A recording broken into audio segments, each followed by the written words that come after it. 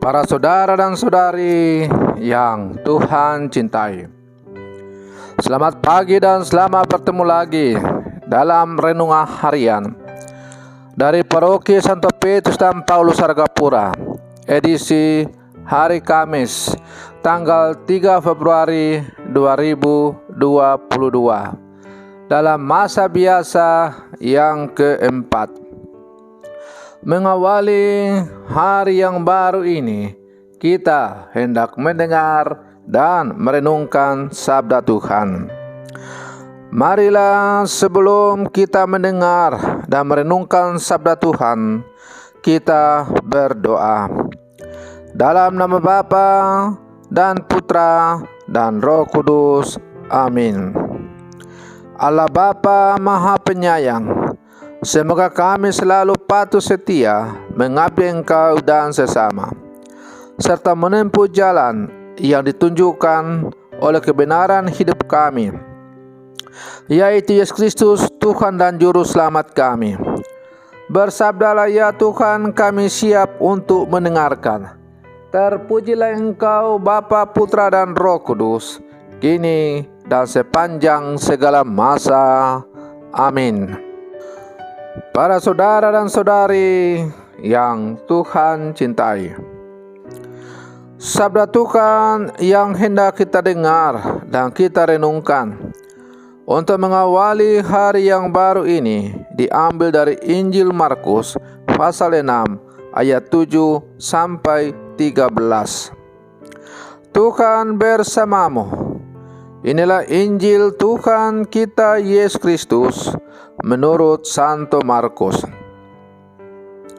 Sekali peristiwa, Yesus memanggil ke-12 murid dan mengutus mereka berdua-dua.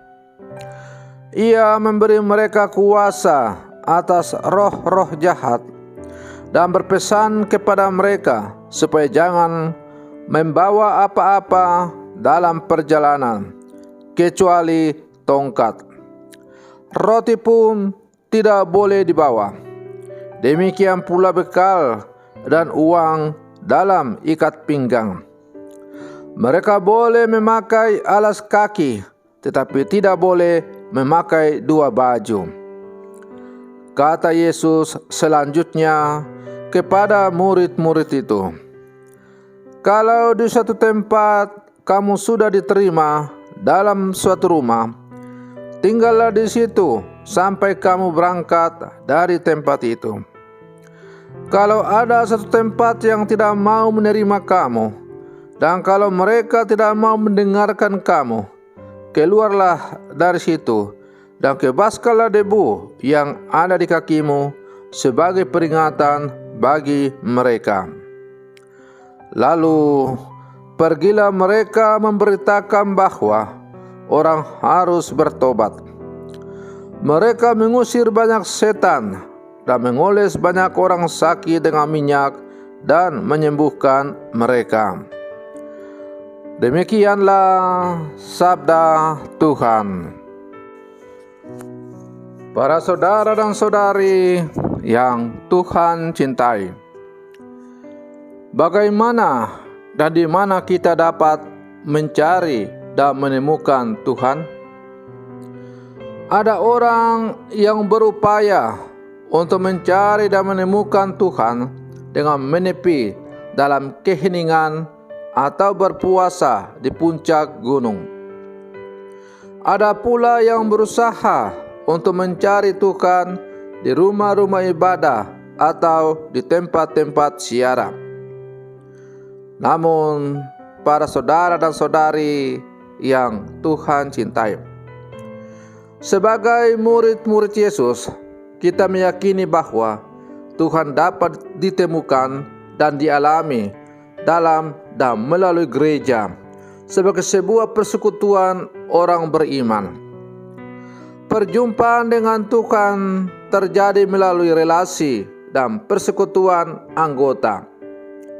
Hanya dengan memiliki pengalaman akan Allah dalam gereja, setiap orang beriman dapat menerima tugas berutusan. Para saudara dan saudari yang Tuhan cintai. Karena itu, melalui bacaan Injil yang kita dengar pada hari ini, kita mendengar cerita para murid yang diutus oleh Yesus untuk mewartakan kasih Tuhan. Sebelumnya mereka sudah mengenal dan mengalami kasih Allah dalam hidup melalui perjumpaan pribadi dengan Yesus. Mereka tidak mengandalkan fasilitas duniawi, karena Tuhan adalah penyelenggara bagi hidup dan pewartaan mereka. Kebebasan dari keterikatan akan barang dan perkara duniawi memungkinkan mereka mewartakan Tuhan secara lebih terfokus. Hal itu pula yang telah menjadi kesaksian hidup bahwa Tuhan selalu memelihara umat-Nya. Para saudara dan saudari yang Tuhan cintai, Injil keselamatan Allah harus diwartakan.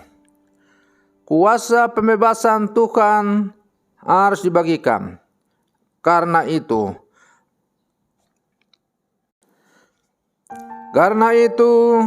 Yesus memilih 12 murid-Nya, mengutus mereka, dan mereka diberinya kuasa atas roh-roh. Yesus melarang para murid-Nya membawa apa-apa kecuali tongkat. Tugas mereka berat, namun fasilitas minim. Akan tetapi kuasa yang diberikan Tuhan sudah cukup. Kuasa itu membuat para murid bisa dekat dengan sesamanya, dan dapat daripada mereka itulah ada semua hal yang mereka butuhkan, seperti makanan, pakaian, dan uang. Modal spiritual turun ke modal sosial, dan semuanya menjelma dalam modal material. Para saudara dan saudari yang Tuhan cintai, karya pewartaan bukan mendekati dan melekat pada kekuatan dan kekuasaan dunia, tetapi pada Bukit Sion, yaitu kota kediaman Allah. Maka kita diajak untuk selalu dalam seluruh kehidupan kita, untuk selalu mencari Tuhan yang selalu hadir untuk menyertai dan membimbing kita. Maka marilah para saudara dan saudari yang terkasih, sebagai murid-murid Yesus yang hidup zaman sekarang, kita pun dipanggil dan diutus untuk menjadi bentara-bentara Injil kasih dalam seluruh kehidupan kita. Maka mari kita sirami dan garami dunia ini dengan kasih Kristus.